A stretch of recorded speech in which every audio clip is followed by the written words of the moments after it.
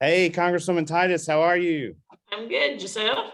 Yes, good. Thank you so much for joining us today and all of your great work on the Opportunities for Fairness in Farming Act. Well, thank you for your help in educating and advocating. And I have Madison here with me who works on this in our office. So if I can't answer a question, she probably can. Yes, she's been terrific, and Ben has as well. Thank you both for all of your great work. We'll go ahead and get started and then turn to you, and then we have a room full of farmers and ranchers here that are gonna take turns coming up to the podium here. We're over at the George Hotel near Union Station live, and we have folks from about 8 or 9 different states from the Southeast and Midwest, and going to go ahead and get started. So we welcome everyone here today. I know we have a few folks from the press. We also have some others that will be utilizing this as a recording this afternoon to come back and view so that they can do a few stories. And I know we've heard from about 8 or 10 different outlets that are planning on doing something on this. So I am Marty Irby. I'm one of the board members here at the Organization for Competitive Markets based in Nebraska. I'm also the executive director of Animal Wellness Action in Washington, D.C. And we have a great group of folks that have been supporting the Opportunities for Fairness in Farming Act that was first introduced in the 115th Congress by Congresswoman Titus and then Congressman Dave Bratt. That legislation also had a farm bill amendment that mirrored the bill and actually cleared the House Rules Committee. We ultimately ended up withdrawing the measure due to some confusion from the big ag groups that they created. We had a Senate amendment that mirrored the OFF Act that on the Senate side is led by Senator Mike Lee, Senator Cory Booker, Senator Rand Paul, and Senator Elizabeth Warren. That measure did get a vote, one of 3 Farm Bill amendments in the 2018 Farm Bill.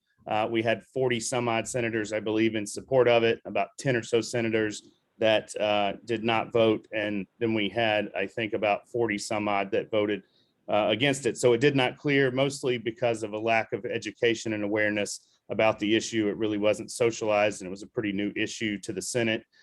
So we continued on. Congresswoman Titus has been a tremendous leader on this issue. She introduced the legislation again in the 116th Congress, and now introducing it again today with a new Republican co-lead, freshman member Nancy Mace, who is from Charleston, South Carolina. She could not be with us on the call today due to a conflict, but we will have a statement from her in the press release that I'll be sending out momentarily.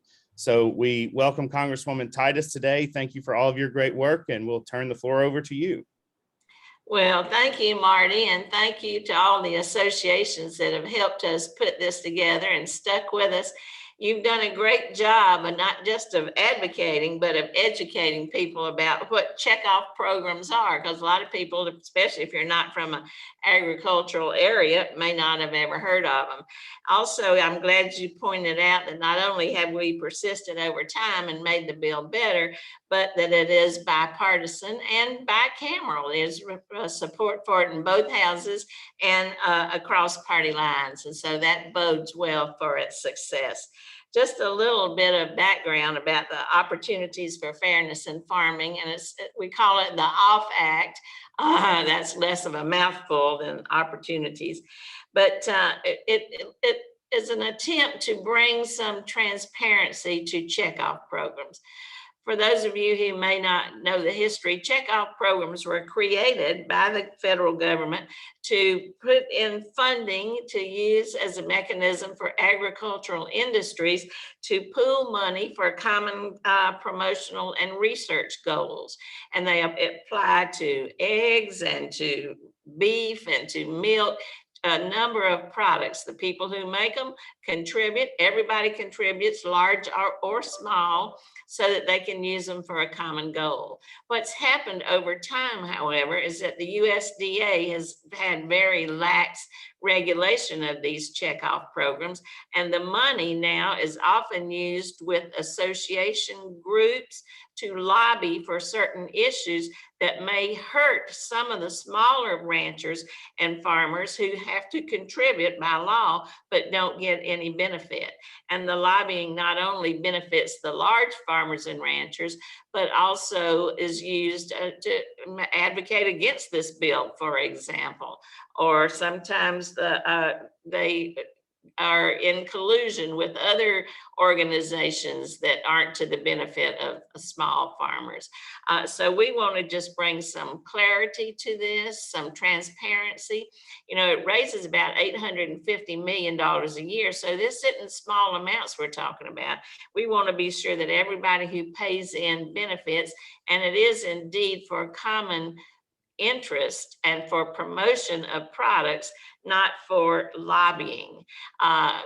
It's not that I oppose the checkoff programs. I think they're a great idea. Remember the got milk ad, or beef, that's what's for dinner, pork, the other white meat. Those are the kind of things that benefit everybody. But some of these lobbying efforts benefit only some, and they're also sometimes to the detriment of the well-being of the animals that are involved. There's another example that you saw last year, I believe it was, where the Christmas tree industry wanted a checkoff so they could use that to protect the industry from artificial Chinese Christmas trees. Everybody benefited. And that's what we want to do. We want to have audits of these programs. We want to not allow that they be used for lobbying, and that there's closer scrutiny so that they do go for the common interest, so that all the farmers, all the ranchers can benefit, because that was the original intent. So I thank you all for being here, and I thank you all for your help and hoping to get this over the finish line. Thank you so much, Congresswoman Titus. We'll have a few more folks speak and then go to questions. So I'd like to welcome the Executive Director of the Organization for Competitive Markets, who is also the Chairman of the National Dairy Producers Organization, Mike Eby. Thank you. Thank you. It's a pleasure to be here today, and thank you so much for your hard work with this legislation. I can speak for specifically dairy farmers. They very much welcome this. I can go back to 2017 when Politico broke a story. National Dairy Producers Organization and OCM teamed up together to address the issue of the fact that there were years worth of records that were not turned over to Congress, and it was supposed to be done. It's supposed to be done on an annual basis. So Politico broke the story. I'll read this quote. It was true then, and it's still true today. It's that I say, the checkoff is an example of how farmers have lost their voice, said Mike Eby, Chairman of National Dairy Producers Organization. He said that he is disappointed that the USDA and Congress appear to have little regard for the millions of dollars that are being used for purposes that are not being made public. So what we really want in this is the ability to be able to know where the dollars are being sent or spent. I share in your thoughts to the fact of when this program was initiated back in 1983 for dairy, and I believe it was 85 for beef. Back at the time, I think they had a good thought in mind. Let's promote product, let's promote the commodities, but it has long since gotten different legs. And it has long since seemingly have changed the direction. And unfortunately, there are groups of farmers that are currently not benefiting from it. And I believe this checkoff legislation would provide an opportunity for others to see really what is happening, and it would bring really truly good accountability to the overall program. So thank you very much for your time, and I will now introduce our president of OCM, Vaughn Myers from South Dakota. So Vaughn, take it away. Thank you, Congressman Titus. We really appreciate the work you've done on this, your staff's done on it, and the co-sponsors that are on this bill. As a producer from South Dakota and as president of OCM, this legislation means a lot to us. This is the first step in regaining our checkoff and bringing it back to what it was originally intended to. As serving on the Cattlemen's Beef Board for 6 years and my state beef council for 7 years, I have seen the ills of our beef checkoff. I've seen the corruption. I've seen the lobbying that's not supposed to be done. One example of that lobbying is how these organizations and sub-organizations work together to form a coalition to kill the country of origin labeling, which has cost our producers about 46% of their income for the past 7 years. And that's a huge amount of millions of dollars. You take those dollars on there, probably 20 million a year times 7 years, that's 140 million, and multiply that by 5 to 7 times turnover on that. It's hurting our nation. And it's also helping the big four to monopolize our industry and control 85% of it. And their monopolization, as we've seen in the past COVID experience, is a national security risk where we end up with empty shelves and stuff. We're putting too many eggs into one basket on there, on it. So along with that, another thing is, when the original intention of our checkoff was to advertise and promote beef. That's why we voted for that in 1984 and it was infected in 1985. But like Mike said, along the way, it's been hijacked. It was been hijacked by our number one contractor. I should not necessarily number one, but our largest contractor. And they, in 1996, which is 25 years ago, by the Federation came into being from the meat board industry, and they were given half the seats. So they right away got a monopoly on our checkoff in there. So for 25 years, we've been under a monopoly. For 35 years, we've never had a vote on this checkoff. Half of our people out there are under the age of 50 or 55, have never had a say in our checkoff. So this legislation that you're proposing is going to be a great tool to help both the individuals and organizations, and I thank you.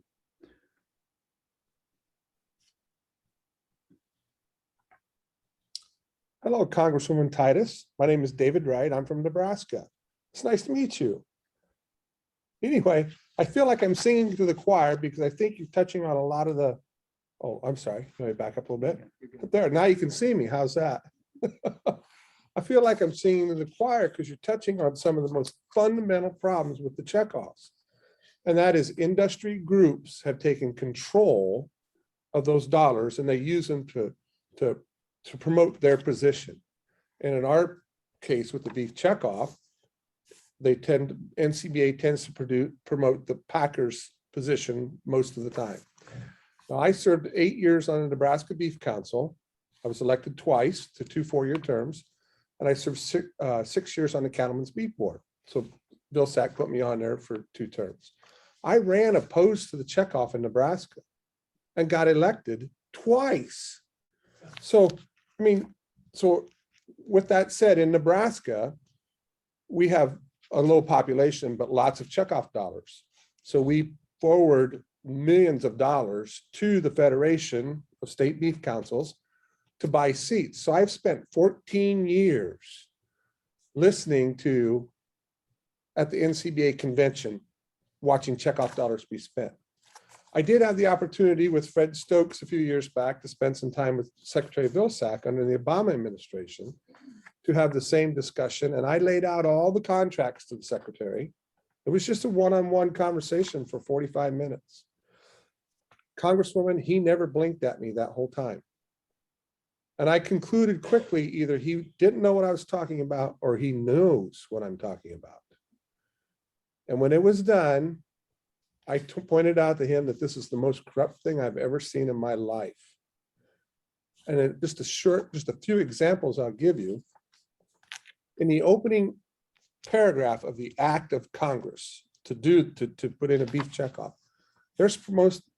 they are required to promote research, educate, and promotion of cattle markets and beef products. In 30 years, we've never developed a cattle market, but yet cattle producers pay the checkoff $1 per head. Beef producers don't pay 10 cents a pound. Cattle producers pay it. All we've done is create beef markets. And with that said, when I was referring to the NCBA, they quickly and alertly and very aggressively when they started forming beef councils across the different states, well, remind me, what state are you from? Oh, I lost it. Nevada? Oh, I have no volume for you. Okay, but anyway, I'm from Nevada.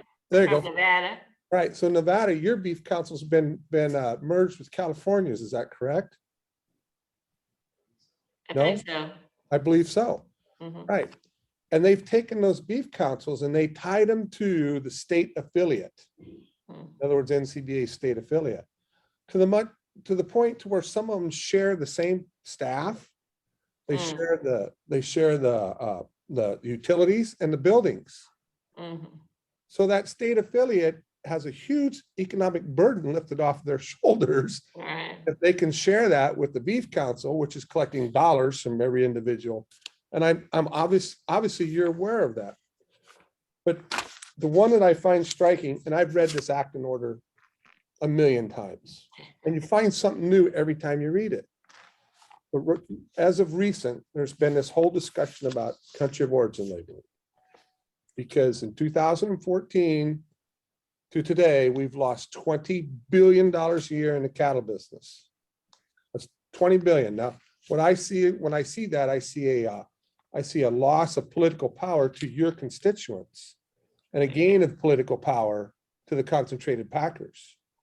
And I assume you would rather see your constituents with that 20 billion in their pockets instead of the packer.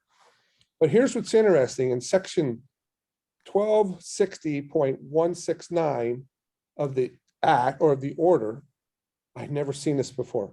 Paragraph D, it says in carrying out any plan or project to promote or advertise, implement by the committee, no reference to a brand or trade name of any beef product shall be made. And that's what we were always told, to just stop right there. Would you like to hear the rest of the sentence? It's Sure. really quite interesting because it says, shall not be made without the approval of the board or the secretary. Mm.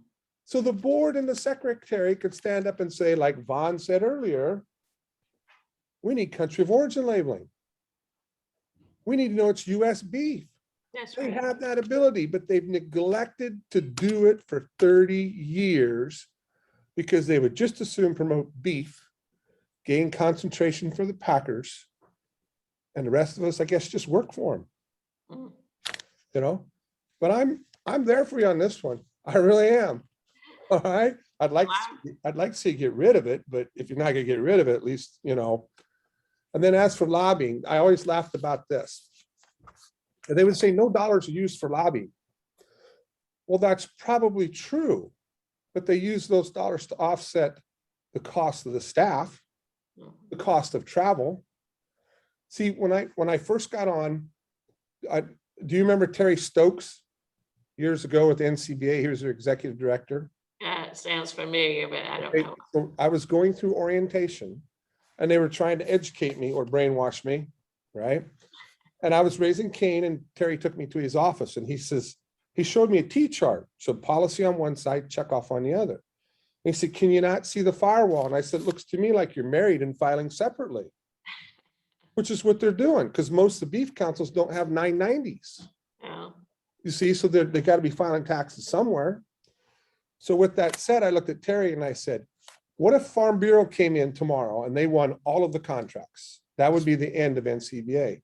And he honestly looked at me and said, we would have to close Chicago, we would have to close Denver, and we'd have to move everything to Washington, DC to work on lobbying. Do you see what the checkoff provided for NCBA? Yeah. So they can honestly tell you they don't spend any money on lobbying, but they spend 100% of their membership dues on lobbying. Mm-hmm. Because the checkoff covers everything else. What it is, it's a 70-30 split. Even the CEO at NCBA, 70% of his salary is paid by checkoff. 30% is paid by members. You know, if you got a little extra checkoff dollars, I'd take them at the ranch. It'd help me out, you know. But I like this. I'll turn it over to Dr. Well, thank you very much. As you all can see, these are the people who have the experience, who have been on the front lines, who've been dealing with this checkoff, who can speak about it much more eloquently than I can. But obviously, this kind of incestuous relationship between the checkoff dollars and the membership dues, if we had an audit, which this bill would provide, you'd be able to track how they're offsetting one side with the other, and that's totally inappropriate, not illegal. Excuse me, sir, you go right ahead. Thank you, Representative, for your work in this area. And it's obvious you've been at this a while, and I appreciate your perseverance. My name is Taylor Haynes. I'm a cattle rancher from Wyoming. I'm the 4th generation continuously in production agriculture since Emancipation Proclamation. So this is in my DNA, not only near and dear to my heart, it's who I am. And when we look at the checkoff and we look at the opposition to country of origin labeling that the NCBA has proffered and supported and lobbied and advertised against, I go back to, why is it that we can't label our beef, but I know what a Toyota is, I know what a Mercedes is, and I know where every country that orange juice concentrate comes from. But when they put my beef in the meat case label product of the USA, it may not be my beef, and most likely it's not. Most likely it's from Brazil, since they're the largest meat packer in this country and one of the largest in the world, with the largest cattle herd in the world of cattle that are inferior to ours. Now, we don't mind the competition, but let's compete. Stop hiding behind my brand and pushing a substandard product on my consumers, thinking it's product of the USA. So I really want to laud you for your efforts. And I know it's not necessarily the most popular effort in Congress or among the rich meat packers, and the really almost mafia-like way this whole thing has come down. So I would echo my colleague Dave and say I would prefer no checkoff, but we have it. And your bill is really the strongest attempt I've seen in my time to correct it and make it work properly. So I'm going to yield the rest of the time, and I thank you again for your service. God be with you. Well, thank you very much. Congresswoman Titus, my name's Fred Stokes. I'm from Mississippi. I'm the old guy in the crowd. I've been at this thing a very long time, and it's people like you that give us renewed hope after many years of frustration. I was involved even before this program became law. The idea was to promote beef in the face of fierce competition from chickens. I've told people we had bumper stickers that said, promote beef, run over a chicken. So that's why they don't cross the road, right? Right. But I have to say that if the objective is to promote beef, it's been a miserable failure. During the life of the program, we spent $3 billion. We have cut per capita consumption of beef in half, and we've more than doubled the consumption of poultry. So it would seem as a promotion program, it's been a waste of money, but the one ill that it is done during the life of the program is establish an advocate for the packers as the voice of the beef cattle producer. That is a direct result of the checkoff. There are many of us in our ranks that say that we have been compelled to fund our demise. So the 83 cents out of every dollar NCBA gets comes from the checkoff. In 2010, there was an independent outside audit that took a look at the contract that they've had and some of the expenditures, and they found some pretty big errors. The result of that was the return of initially $210,000, and then later on more money for a total of over $300,000. This was the result of examining transactions, 1% of the transactions for 2 years and 5 months. If you want to do the math, that's 9 days. So that indicates that there was misappropriation at a rate of $33,000 a day. Hmm. So we're talking, and the figure you hear is 210,000 or 300,000. How about multiplying 33,000 a day across the 25 years that they have been the contractor? Hmm. And I'm sorry, are we still there? I'm here. Oh, okay, I'm sorry, the computer's playing tricks, but in any event, I don't want to belabor the Well, I point, gave up on the, but for like 15 minutes. we need to fix this thing. And the greatest problem within the program is that it sustains NCBA as the voice of the cowboy. So long as that situation exists, the future is not bright for cattle producers. Thank you, sir. I- Those figures are so compelling when you lay them out like that per day. It's hard to argue against that. Next Wednesday. Thank you, ma'am. Thank you. God bless you. Thank you, sir. All right, This is so- a, I think somebody must have a microphone on somewhere that's causing the static. It's not us, but indulging themselves. I'm hearing somebody talking in the background and it's Yeah, I supposed to hear that as well. That's not on our end. It's not here. So, yeah. I'm the only one here. Okay, if everybody can mute, Marty is going to open up for questions and answers at this point. Yeah, sorry, if we have any questions, would you click the raise your hand icon on Zoom? And we have one from Spencer Chase, it looks like. Let's Yeah. Can you all hear me? we go. Yep. All right. Very good. Question is for Congresswoman Titus. Appreciate you joining us here today.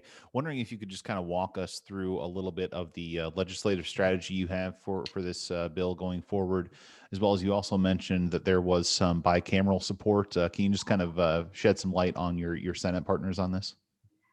Yes. Well, first we'll start with the House partner. Representative Nancy Mace is the Republican from South Carolina. So you see it covers a large part of the country as well as both parties. The bill was introduced today. It will go to the House Agriculture Committee, and then we're going to work there with Chairman David Scott, who is from agricultural territory in Georgia. And so we're going to be working with him and making an argument that this is just common sense. It's about fairness. It's about transparency. Sunshine, they say, is the best thing you can cleaner to, and that's what we want to do, is put a little sunshine on this. And then we'll go back to some of the same people in the Senate. I can't see that far away.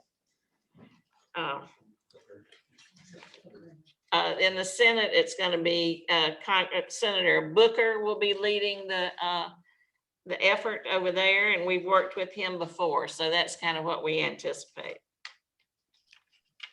I'll just add to that too. I know in speaking with Senator Booker and Senator Lee's office, they're planning in the next 2 or 3 weeks to introduce the companion legislation that would be identical to this effort, and Senator Warren and Senator Paul will be joining on again. It'll be introduced as an individual bill, but if we can get it rolled into, if not this year, next year, the agricultural reauthorization bill, that's fine too. Doesn't have to have our name on it. We just want to see it passed. Yeah, the farm bill. It's known as the farm bill. Yep. Any other questions we have?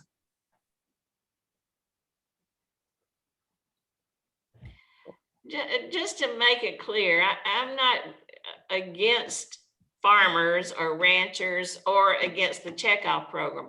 We just want it to be used as it was intended. We want to see how the money is used, and we want it to be used to benefit all of those who pay into it, not to be taken hostage by the big players and leave the small ranchers and farmers behind. It should be to promote an industry, to educate the public, to maybe advertise nationally, develop research to foster better development of products. That's what it's intended to be used for. So this would just not allow it to be used for lobbying, and do audits so you can track to be sure that that's the case. Well, thank you, Congresswoman Titus, so much. We really appreciate all of your tremendous dedication to this issue. Madison's work, Ben's work, you've just been such a tireless champion, and we're so grateful for you. Well, And thank you. We'll keep working on this, and I'm optimistic with y'all's help that we'll see it, we'll get it done. absolutely. Thank you all. Thank you. Thank you.